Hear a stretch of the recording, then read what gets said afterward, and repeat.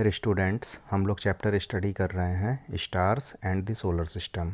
ठीक है बच्चों, तो इस चैप्टर में जो हम लोग को नेक्स्ट पढ़ना है बच्चों, वो पढ़ना है प्लैनेट्स के बारे में। ठीक है, तो आप लोगों ने जैसे पढ़ा भी कि सोलर सिस्टम्स में बच्चों हम लोगों के पास टोटल 8 प्लैनेट्स हैं।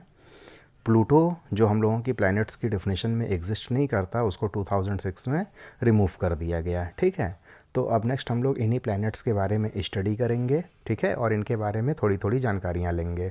तो उसमें बच्चों हम लोग सबसे पहला प्लैनेट्स जो है मरकरी, इसके बारे में हम लोग स्टडी करते हैं। तो बच्चों ये जो मरकरी है ना, मरकरी को बुध के नाम से भी जाना जाता है। ठीक है, हिंदी में इसको क्या बोलते हैं? बुध। तो चलिए देखते हैं मरकरी क्या है। The planet Mercury is nearest to the sun. तो कह रहा है बच्चों ये जो मरकरी प्लैनेट है ना, हमारे सन के सबसे पास में पाया जाने वाला प्लैनेट होता है। It is the smallest planet of our solar system. हम लोगों के सोलर सिस्टम का सबसे छोटा प्लैनेट है बच्चों ये मरकरी। अब कह रहा है because Mercury is very close to the sun it is very difficult to observe it. ठीक है, तो ये बच्चों ये जो मरकरी होता है ना, ये मरकरी सन के बहुत क्लोज़ है, इतना पास है कि हम लोग इसको जल्दी ऑब्जर्व नहीं कर पाते हैं, इसको देख नहीं पाते हैं। As most of the time it is hidden in the glare of the sun. और कह क्या रहा है बच्चों, ये सन के इतना पास होता है, इतना करीब होता है, और ये छोटा प्लैनेट है कि ये सूरज की रोशनी में बच्चों हमेशा ये खोया हुआ रहता है, छुप जाता है। ठीक है, तो हम लोग इसको जल्दी ऑब्जर्व नहीं कर पाते हैं। How ever it can be observed just before sunrise और जस्ट आफ्टर सनसेट। कह रहा है कि उसके बावजूद अगर आपको इस मरकरी को देखना है तो इस मरकरी को आप तभी ऑब्जर्व कर पाओगे जब आपका सनराइज़ हो रहा हो या आपका सनसेट हो रहा हो।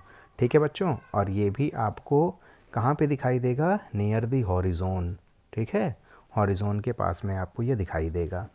ठीक है, so it is visible only at places where trees और buildings do not obstruct the view of the horizon. ठीक है बच्चों, तो कह रहा है कि आपको तभी ये दिखाई देगा, ठीक है, जब आपके हॉरिजॉन्स वाली प्लेसेस होंगी। हॉरिजॉन्स क्या होता है बच्चों? तो एक ऐसा प्लेस होता है ना जहाँ पे आपको लगेगा कि स्काई और अर्थ आपकी आपस में आकर के मीट कर रही हैं। ठीक है, तो ये आपको जो हॉरिजॉन वाला स्पेस है ना, ये नियरली प्लेस आपको जो है समुद्र के किनारे देखने को मिलता है। ठीक है, सी शोर पे, समुद्र के किनारे आपको ये देखने को मिलेगा। जहाँ पे आप जाओगे तो आप देखोगे कि एक एंड आपको ऐसा दिखेगा जहाँ आपको लगेगा कि आपका ग्राउंड, ठीक है, आपका ये अर्थ और यहीं से आपका स्काई दोनों मीट कर रहे हैं। तो ये वाला जो पोजीशन होता है, जो लाइन होती है जहाँ पे आपको लगता है कि आपका अर्थ और स्काई दोनों मीट कर रहे हैं, ठीक है, इस वाले प्लेस को हम लोग क्या कहते हैं? हॉरिजॉन कहते हैं। ठीक है, तो ये चीज़ क्लियर हो गई बच्चों। अब देखिए क्या कह रहा है, Mercury has no satellites of its own. Mercury के पास अपना खुद का कोई सैटेलाइट्स नहीं होता है। ठीक है बच्चों, तो मरकरी के बारे में आप लोगों ने स्टडी कर लिया कि मरकरी क्या है, सबसे छोटा प्लैनेट है, ये सन के सबसे पास पाया जाने वाला प्लैनेट होता है। मरकरी सन की रोशनी में छुप जाता है, तो इसलिए हम लोग मरकरी को जल्दी ऑब्जर्व नहीं कर पाते हैं। अगर मरकरी को हमें देखना है तो आप कब मरकरी को देख पाओगे? जब आपका सन राइज़ कर रहा हो या आपका जब सन डूब चुका हो, ठीक है, सनसेट हो चुका हो। और ये चीज़ आपको कहाँ दिखेगी? Near the horizon. ठीक है बच्चों, हॉरिजोन क्या है मैंने आपको डिक्लेयर कर दिया। ठीक है, समझा दिया कि वो प्लेस जहाँ पे आपको स्काई और अर्थ मीट करते हुए दिखाई दें। ठीक है, और इनके रास्ते में कोई भी बिल्डिंग्स, कोई भी ट्रीज़ ना आए। ठीक है, बिल्कुल जो है ओपन स्पेस हो, ओपन फील्ड व्यू हो। ठीक है, और मरकरी के पास अपना कोई सैटेलाइट नहीं होता है। ठीक है, मरकरी को हिंदी में क्या कहते हैं? बुध। नेक्स्ट है बच्चों वेनस। ठीक है, वेनस जो प्लैनेट है इसको हिंदी में बच्चों शुक्र कहते हैं। तो देखो क्या लिखा है, Venus is Earth's nearest planetary neighbour. तो कह रहा है बच्चों ये जो वेनस है ना, वेनस जो है ये अर्थ के पास पाया जाने वाला प्लैनेट होता है, अर्थ के वेरी क्लोज होता है ये Venus. It is the brightest planet in the night sky. और रात में सबसे ज़्यादा, ठीक है, जो प्लैनेट आपका चमकता है वो कौन सा होता है बच्चों? आपका ये वेनस होता है। ठीक है, वेनस को बच्चों हम लोग ट्विंस भी बोलते हैं, ट्विंस ऑफ अर्थ। ठीक है, अर्थ। तो चलिए देखिए क्या लिखा हुआ है। Sometimes Venus appears in the eastern sky before sunrise. ठीक है। इस वेनस प्लैनेट को अगर आपको स्काई में देखना है तो आपको ईस्टर्न पार्ट में देखना पड़ेगा, ठीक है, पूरब की तरह देखना पड़ेगा। और कब देखना है? बिफोर सनराइज़, सूरज के उगने से पहले। Sometimes it appears in the western sky, और कभी कभी आपको बच्चों ये सॉरी वेस्टर्न स्काई में भी देखने को मिलेगा जस्ट आफ्टर सनसेट, ठीक है, सूरज जब आपका तुरंत डूबता है। There for it is often called a morning और एन इवनिंग स्टार, ठीक है। वेनस को बच्चों हम लोग मॉर्निंग और इवनिंग स्टार्स के नाम से भी जानते हैं। Although it is not a star, ये स्टार नहीं है बच्चों, वेनस तो प्लैनेट है, आप सब लोग जानते हो।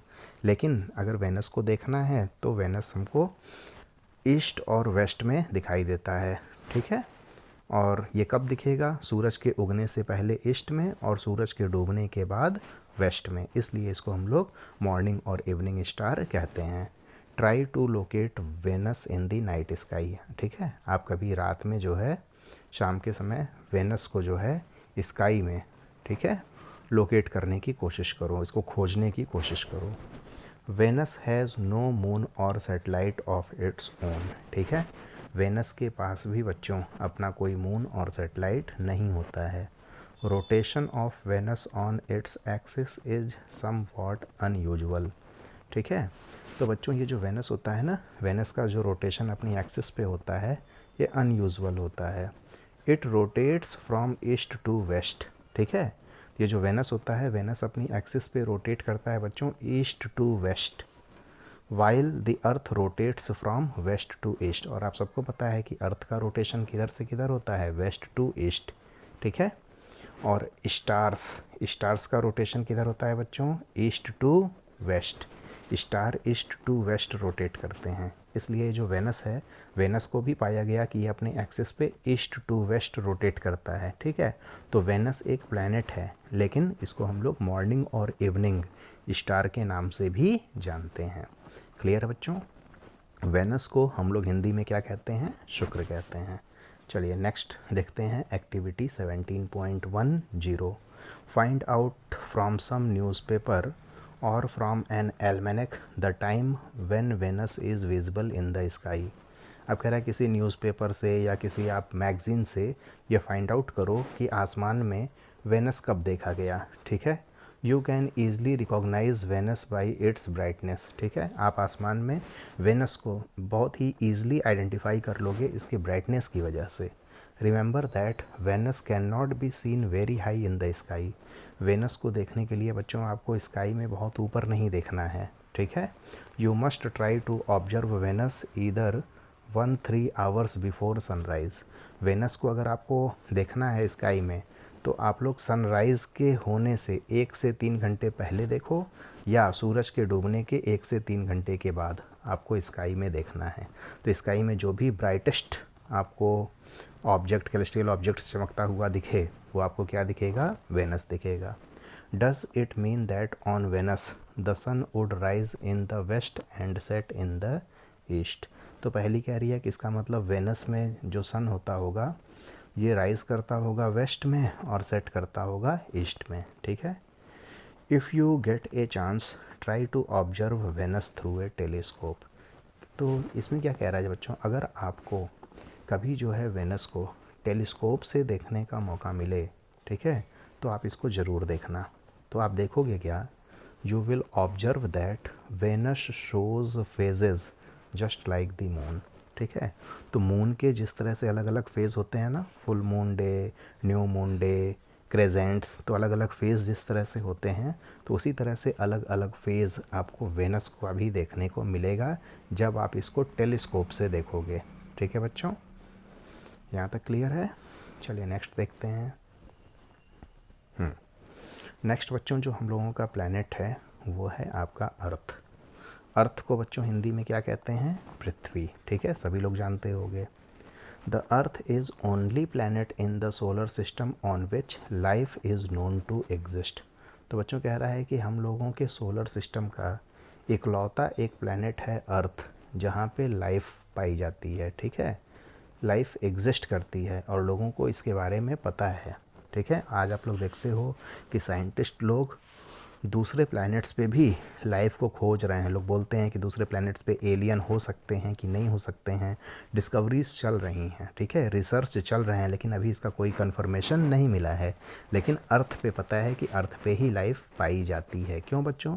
क्योंकि अर्थ पे जो है लिविंग कंडीशंस पाई जाती है, एटमॉस्फेयर पाया जाता है, एक मॉडरेट टेम्परेचर पाया जाता है जो हमारी बॉडी उसको सर्वाइव कर पाती है, ठीक है, उसको जो है बर्दाश्त कर पाती है। तो देखिए क्या कह रहा है, some special environmental conditions are responsible for the existence and the continuation of life on the earth। तो कह रहा है कि हम लोगों के अर्थ पे बच्चों एक स्पेशल एनवायरमेंटल कंडीशंस पाई जाती है, ठीक है भाई, जो मैंने आपसे बताया, एक मॉडरेट टेम्परेचर होता है, एयर होता है, वाटर होता है, ठीक है, खाने के लिए खाना मिल जाता है। तो सारी चीज़ें जो एक लाइफ को एग्जिस्ट करने के लिए अर्थ पे चाहिए, वो सारी चीज़ें अर्थ पे पाई जाती हैं। These includes just the right distance from the sun. और एक चीज़ और भी है बच्चों, ये जो हमारा अर्थ है ना, अर्थ की दूरी सन से, ठीक है, एक राइट डिस्टेंस पे है, जिसके कारण अर्थ पे जो टेम्परेचर है वो टेम्परेचर एक मॉडरेट टेम्परेचर है जिसको हमारी बॉडी टॉलरेट कर पाती है, ठीक है, उसको बर्दाश्त कर पाती है sun. So that it has the right temperature range, the presence of water and suitable atmosphere and a blanket of ozone. ठीक है बच्चों, तो वही बात जो मैंने आपसे बताया कि जो हमारा अर्थ है, अर्थ का डिस्टेंस सन से बिल्कुल राइट पोजीशन पे है, ठीक है, जिसकी वजह से हमारे अर्थ पे राइट टेम्परेचर रेंज मिलता है, प्रेजेंस ऑफ वाटर होता है, सुटेबल एटमॉस्फेयर मिलता है and a blanket of ozone, ठीक है, ओजोन की एक चादर बिछी हुई होती है। अब पहली क्या कह रही है, we must take special care to protect our environment so that life on earth is not disturbed. ठीक है, तो पहली कह रही है कि हम लोगों को पता है कि सिर्फ लाइफ अगर अर्थ पे ही एग्जिस्ट कर रही है तो हम लोगों को अपने प्लैनेट अर्थ को बचा करके रखना चाहिए, ठीक है, स्पेशल केयर करनी चाहिए, हमें बहुत ज़्यादा पॉल्यूशन नहीं फैलाना चाहिए, हमें ट्रीज़ को नहीं काटनी चाहिए, मतलब हमारे अपने एनवायरमेंटल कंडीशंस को डिस्टर्ब नहीं करना चाहिए।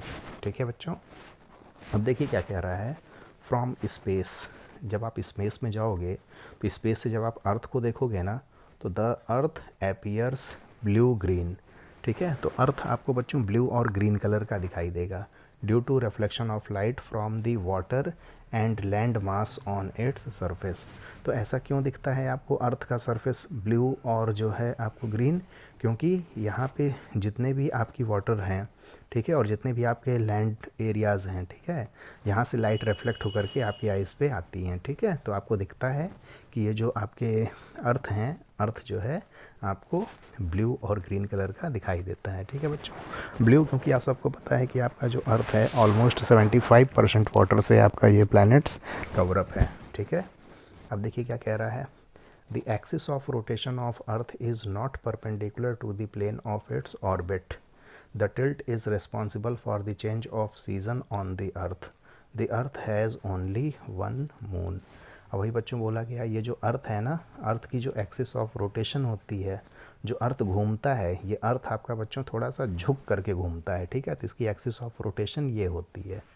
ठीक है, तो ये अपने इस एक्सिस पे रोटेट करता है और इसी के एक्सिस ऑफ रोटेशन की वजह से ही अर्थ के घूमने के कारण से, ठीक है, यहाँ पे आप लोग देखते हो कि क्लाइमेट चेंज होता है, ठीक है, आपके अर्थ का, कभी सर्दी का मौसम आता है, कभी बारिश होती है, कभी गर्मी होती है, ठीक है, तो आपका जो ये टिल्ट होता है ना, जो अर्थ का झुकाव होता है, देखो लिखा है the tilt is responsible for the change of seasons on the अर्थ। तो कोई आपसे पूछे कि अर्थ पे सीजन जो चेंज होता है इसके पीछे क्या रीज़न है, तो आप बोलोगे द टिल्ट, अर्थ का झुका होना, ठीक है, जो इसकी एक्सिस ऑफ रोटेशन है वो थोड़ी सी क्या है, आपकी झुकी हुई है, ये बिल्कुल परपेंडिकुलर नहीं है। परपेंडिकुलर का मतलब ये अर्थ है अगर, तो इसकी एक्सिस बिल्कुल सीधी ऐसे नहीं है, इसकी एक्सिस क्या है, ऐसे झुकी हुई है थोड़ी, ठीक है, ये अपने इस एक्सिस पे ऐसे रोटेट करता है। ठीक है, अब देखिए क्या कह रहा है, the earth has only one moon. अब अर्थ के पास बच्चों अपना खुद का एक नेचुरल सैटेलाइट है, वो कौन सा है बच्चों, मून है। आप सबको पता है अर्थ का चक्कर कौन लगाता है, moon. If I am 13 year old how many times I have gone around the sun. तो चलिए अब ये कह रहा है पहली कि अगर मैं 13 ईयर्स ओल्ड हूँ तो मैं कितनी बार सन के पास जो है गया हूँगा। इसके कुछ क्वेश्चंस हैं, ठीक है। अब चलिए नेक्स्ट प्लैनेट्स जो हम लोगों को पढ़ना है वो है बच्चों मार्स। मार्स को हिंदी में कहते हैं मंगल, ठीक है। तो देखिए क्या लिखा है, the next planet the first outside the orbit of earth is Mars, ठीक है। अब अर्थ के बाहर जब आप जाओगे तो अर्थ के बाहर, अर्थ से एक स्टेप बाहर आते ही जो आप अगले ऑर्बिट पे जाओगे तो वहाँ पे आपको जो अगला प्लैनेट मिलेगा वो कौन सा मिलेगा, मार्स, ठीक है। तो फिर क्या लिख रहा है, it appears slightly reddish and therefore it is also called the red planet. तो कह रहा बच्चों जब आप मार्स को देखोगे ना तो मार्स आपको रेड कलर का दिखाई देगा, इसलिए मार्स को हम लोग रेड प्लैनेट के नाम से भी जानते हैं, ठीक है। मार्स के पास 2 नेचुरल सैटेलाइट्स होते हैं, ठीक है। जैसे अर्थ का नेचुरल सैटेलाइट्स कौन है, मून, उसी तरह मार्स के पास अपने इसके 2 नेचुरल सैटेलाइट्स हैं, ठीक है बच्चों। अब देखिए मंगलयान की बात कर रहा है। Indian space research organisation ISRO launched India first Mars orbiter mission, ठीक है, Mangalyaan on November 5, 2013. It was successfully placed into an orbit of Mars on September 24, 2014. तो कह रहा है कि इसरो ने बच्चों क्या किया था कि इंडिया से अपना एक पहला सैटेलाइट, ठीक है, मंगलयान, इसको छोड़ा था, ठीक है। और मंगलयान का मिशन था, मतलब इस ऑर्बिट का नाम क्या था बच्चों, ये जो इन लोगों ने अपना सेटअप किया था जो छोड़ा था, मिशन मंगलयान था, ठीक है। ऑन नवंबर 5, 2013 को it was successfully placed into an orbit of Mars. और ये जो इनका स्पेस था ना, जो इनका ये सैटेलाइट था बच्चों, ये सैटेलाइट जो है मार्स के ऑर्बिट में पहुंच भी गया था सितंबर 2014 में। With this India became the first country in the world to do so in its first attempt, ठीक है। और पूरे वर्ल्ड का सबसे पहली कंट्री जो बनी वो इंडिया बनी, जो है मार्स के ऑर्बिट में पहुंचने वाली, ठीक है, दुनिया की पहली कंट्री जो है इंडिया बनी, जो ये कारनामा अपने फर्स्ट अटेम्प्ट में ही कर लिया, ठीक है। तो पहले अटेम्प्ट में ही मिशन मंगलयान, आप लोगों ने मूवी भी देखी होगी, उसमें भी आपको ये दिखाया गया था कि फर्स्ट जो है अपने अटेम्प्ट में ही मंगल ग्रह पे हमारी जो सैटेलाइट्स थी इसको लॉन्च कर दिया गया था और सक्सेसफुली ये वहाँ पे जा था, ठीक है बच्चों, पहुँचा भी था। चलिए नेक्स्ट पढ़ते हैं। हम लोग का जो अगला प्लैनेट्स है वो है बच्चों जुपिटर। जुपिटर को बच्चों हम लोग बृहस्पति के नाम से जानते हैं, ठीक है। हिंदी में जुपिटर को क्या बोलते हैं, बृहस्पति। अब देखिए हम लोगों के सोलर सिस्टम्स का बच्चों जो सबसे लार्जेस्ट प्लैनेट होता है ना वो जुपिटर होता है। तो देखो लिखा भी है, Jupiter is the largest planet of the solar system. It is so large that about 1300 earths can be placed inside this giant planet. और कह रहा है बच्चों ये जुपिटर इतना बड़ा प्लैनेट होता है कि इसके अंदर कम से कम हमारी 1300, ठीक है, अर्थ इसके अंदर आ सकते हैं। However the mass of Jupiter is about 318 times that of our earth. अब कह रहा है ये जो जुपिटर होता है ना बच्चों, जुपिटर का जो मास है हमारे अर्थ की मास से 318 टाइम्स ज़्यादा होता है, ठीक है। It rotates very rapidly on its axis. और ये जो जुपिटर होता है, जुपिटर का रोटेशन अपनी एक्सिस पे बहुत फास्ट होता है। तो आप लोग देख रहे हो ना बच्चों आपकी अर्थ कितनी बड़ी है, ठीक है, आपको इसका एंड ही नहीं पता चलता है। तो आप सोचो जुपिटर कितना बड़ा होगा कि एक जुपिटर के अंदर आपकी अर्थ 1300 अर्थ एकोमोडेट कर सकते हैं, ठीक है। और जुपिटर का मास आपके अर्थ से 318 टाइम्स ज़्यादा है। अब देखिए क्या कह रहा है, Jupiter has a large number of satellites.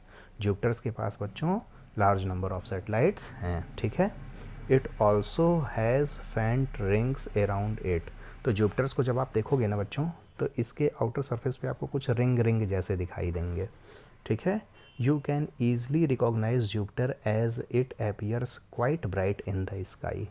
Jupiter को अगर आप लोग देखोगे, ठीक है, तो ये भी स्काई में आपको इसकी ब्राइटनेस भी कुछ हद तक ज़्यादा ही होती है, ठीक है।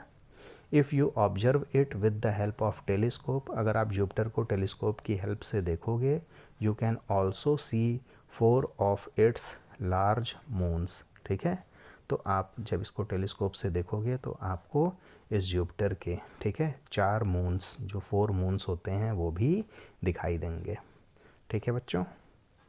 तो आप देखिए ये चीज़ आपको टेलीस्कोप से जब देखा गया तो ये व्यू आपको देखने को मिलेगा। ये जुपिटर होगा, ठीक है, और इसके आउटर्स पे आप देख रहे हो आपको ये रिंग्स दिखाई देंगे और इसके 4 आपको सैटेलाइट्स दिखाई देंगे, ठीक है। एक ये है और आपके 3 इधर हैं, ठीक है बच्चों, यहाँ तक क्लियर है।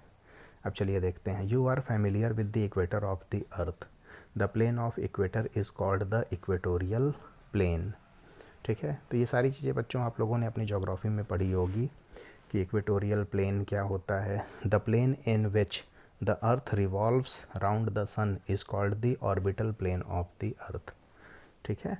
अब देखिए क्या रहा है कि आप सबको पता है कि सपोज़ देखिए ये जैसे आपका अर्थ है तो ये इसकी एक्सिस ऑफ रोटेशन है, तो ये जो है बच्चों ये इसका इक्वेटोरियल प्लेन होता है, ठीक है।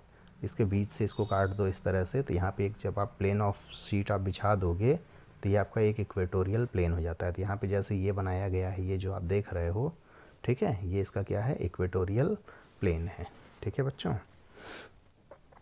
अब the plane in which earth revolves round the sun, अब वो प्लेन जिस प्लेन पे अर्थ आपकी रोटेट करती है, रिवॉल्व करती है राउंड द सन, उसको हम लोग orbital plane of the earth कहते हैं। These 2 planes are inclined to each other at an angle of 23.5 degree, ठीक है।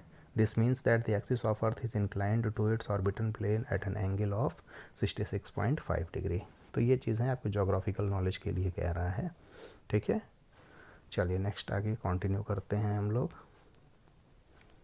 तो उसमें बच्चों नेक्स्ट है ये, I have an idea if you take a large ball which can accommodate about 1300 peas, then the ball will represent Jupiter and 1 pea will represent the earth। तो यहाँ पे वही पहेली कह रही है कि हम लोगों का जुपिटर इतना बड़ा है कि मान लो कि आपके पास एक बड़ी बॉल है, फुटबॉल मान लो, तो फुटबॉल आपकी क्या है, एक जुपिटर को रिप्रेजेंट कर रहा है। और आप लोग मान लो कि आपके पास मटर के दाने हैं, ठीक है, और उस बॉल के अंदर, उस फुटबॉल के अंदर 1300 मटर के दानों को आपने डाल दिया, तो जो 1300 पीस हैं, जो मटर के दाने हैं, ये 1300 उसमें आपको अर्थ लगेंगी, और ये जो बॉल है बड़ी वाली वो आपके जुपिटर को रिप्रेजेंट करेगा, ठीक है बच्चों, यहाँ तक क्लियर। तो नेक्स्ट जो प्लैनेट है हम लोगों का वो है बच्चों सैटर्न। सैटर्न को हम लोग बच्चों शनि के नाम से भी जानते हैं। Beyond Jupiter is Saturn which appears yellowish in colour. तो जब आप जुपिटर से और आगे की तरफ बढ़ोगे स्पेस में तो आपको जो प्लैनेट दिखाई देगा बच्चों वो होगा जुपिटर, और जुपिटर आपको येलो कलर का दिखाई देता है। What makes it unique in the solar system is it's beautiful rings. तो इसमें भी आप देखोगे सोलर सिस्टम में ये जो आपका जुपिटर सैटर्न होता है, सैटर्न के ऊपर भी आपको रिंग्स बने हुए दिखेंगे जिस तरह से जुपिटर में दिखता था। These rings are not visible with the naked eyes. ये जो रिंग्स होती हैं ना बच्चों, ये रिंग्स आपको अपनी नेकेड आइज़ से दिखाई नहीं देंगी। इसको देखने के लिए आपको you can observe them with A small telescope. इसको देखने के लिए आपको स्मॉल टेलीस्कोप की हेल्प लेनी पड़ेगी। Saturn also has a large number of satellites. ये जो सैटर्न होता है, सैटर्न के पास भी लार्ज नंबर ऑफ सैटेलाइट्स होते हैं, ठीक है बच्चों। तो सैटर्न आपका येलोइश कलर का दिखता है, ठीक है। चलिए नेक्स्ट क्या है आपका, one interesting thing about Saturn is that it is least dense among all the planets, its density is less than that of water. अब कह रहा है बच्चों ये जो सैटर्न होता है ना, सैटर्न की एक इंटरेस्टिंग प्रॉपर्टीज़ है, वो क्या है कि ये लीस्ट डेंस है, मतलब इसका घनत्व तो सबसे कम होता है, ठीक है, ये भारी नहीं है। तो सबसे प्लैनेट्स में सबसे लीस्ट डेंस होता है आपका सैटर्न, इसकी डेंसिटी आपकी वाटर से भी कम होती है, ठीक है। तो आपसे ये क्वेश्चन पूछ सकता है कि सबसे डेंस आपका प्लैनेट कौन सा होता है, तो आंसर क्या दोगे आप, सैटर्न, और इसकी डेंसिटी वाटर से भी कम होती है, ठीक है बच्चों। नेक्स्ट जो हम लोगों के प्लैनेट्स हैं वो हैं आपके Uranus and Neptune. These are the outermost planets of the solar system. तो ये दोनों हम लोगों के सोलर सिस्टम के सबसे आउटर प्लैनेट्स होते हैं। They can be seen only with the help of large telescope. इनको देखने के लिए बच्चों आपको लार्ज टेलीस्कोप का हेल्प लेना पड़ेगा। लाइक वेनस, वेनस की ही तरह बच्चों, ठीक है, यूरेनस रोटेट करता है ईस्ट टू वेस्ट, ठीक है। The most remarkable features of Uranus is that it has highly tilted rotational axis, ठीक है। तो ये जो आपका यूरेनस होता है ना, इसकी रोटेशनल जो एक्सिस होती है ये बहुत ज़्यादा झुकी हुई होती है, ठीक है। तो इसकी एक्सिस जो होती है वो बहुत ज़्यादा टिल्टेड होती है। तो आपसे अगर कोई पूछे कि किसी ऐसे दो प्लैनेट्स का नाम बताओ जिसका रोटेशन ईस्ट टू वेस्ट होता है, तो आपका आंसर क्या होगा बच्चों? वेनस होगा और यूरेनस होगा, ठीक है। चलो, Boojho has a naughty idea, if we imagine Saturn in a large pool of water then it will float. तो बूझो क्या कहता है कि जैसे हम लोगों ने अभी स्टडी किया कि जो सैटर्न होता है, सैटर्न की जो डेंसिटी होती है, ठीक है, वो सबसे कम होती है, वाटर से भी कम होती है।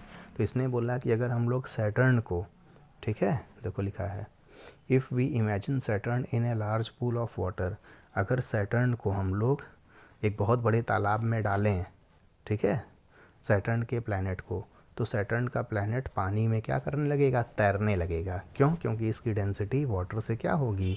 कम होगी। इसका एक आइडिया है कि अगर सैटर्न हमको मिल जाए, ठीक है, और उसको अगर हम पानी में डालेंगे तो ये पानी में डूबेगा नहीं, ठीक है। चलिए नेक्स्ट है बच्चों figure 17.24, as a result in its orbital motion it appears to roll on its side. तो आप लोग ये फिगर देख रहे हो, ये जो यूरेनस का जो बताया गया कि जो ये यूरेनस की एक्सिस होती है, ठीक है, यूरेनस की एक्सिस बहुत ही ज़्यादा जो है टिल्टेड होती है। तो ये क्या दिखता है कि ये अपने पोजीशंस पे बच्चों ये रोल करता हुआ जो है चलता आ रहा है, अपने ऑर्बिट पे मूव करता है, ठीक है, यूरेनस। अब देखिए क्या है, द फर्स्ट 4 प्लैनेट्स। तो हम लोगों के सोलर सिस्टम्स के बच्चों जो 4 प्लैनेट्स हैं, जैसे आपके पहले 4 planets Mercury, Venus, earth and Mars are much nearer to the sun, ठीक है, ये सन के बहुत पास हैं, then the other 4 planets, therefore they are called the inner planets, ठीक है। तो ये हमारे जो 4 प्लैनेट्स हैं, ये हमारे कौन से प्लैनेट्स हैं? इनर प्लैनेट्स हैं। The inner planets have very few moons, और जितने भी इनर प्लैनेट्स होते हैं ना, उनके पास फ्यू मून्स होते हैं, बहुत कम मून्स होते हैं।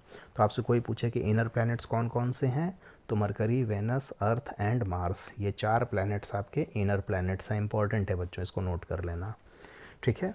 वहीं बच्चों जो the planets outside the orbit of Mars, जो मार्स के बाहर हैं, ठीक है, जैसे आपके जुपिटर हो गए, सैटर्न हो गए, यूरेनस हो गए, नेपट्यून हो गए, they are much farther off than the inner planets. Inner planets के कंपैरिजन में ये सन से बहुत दूर हैं, ठीक है, इसलिए इनको हम लोग आउटर प्लैनेट्स कहते हैं। तो आपसे कोई पूछे कि आउटर प्लैनेट्स कौन कौन से हैं, तो आपको ये 4 नाम याद होने चाहिए, ठीक है। They have a ring system around them, और ये जितने भी बच्चों आउटर प्लैनेट्स होते हैं, सारे आउटर प्लैनेट्स पे आपको रिंग दिखेगा, ठीक है। The outer planets have large number of moons. तो ये जो आउटर प्लैनेट्स होते हैं, आउटर प्लैनेट्स के पास लार्ज नंबर ऑफ मून्स होते हैं, ठीक है बच्चों। तो सोलर सिस्टम्स में हम लोगों ने प्लैनेट्स के बारे में स्टडी कर लिया। सोलर सिस्टम्स में बच्चों सिर्फ प्लैनेट्स ही नहीं होते हैं, और भी कुछ ऑब्जेक्ट्स होते हैं, ठीक है, और भी कुछ चीज़ें आपको पाई जाती हैं। तो इसके आगे हम लोग उन सब चीज़ों के बारे में स्टडी करेंगे कि सोलर सिस्टम्स के और कौन कौन से मेंबर्स हैं, ठीक है बच्चों। तो चलिए इस लेक्चर को हम लोग यहीं फिनिश करते हैं। इसके आगे का जो टॉपिक है उसको हम लोग अपने नेक्स्ट पार्ट में कवर अप करेंगे। So have a good day students.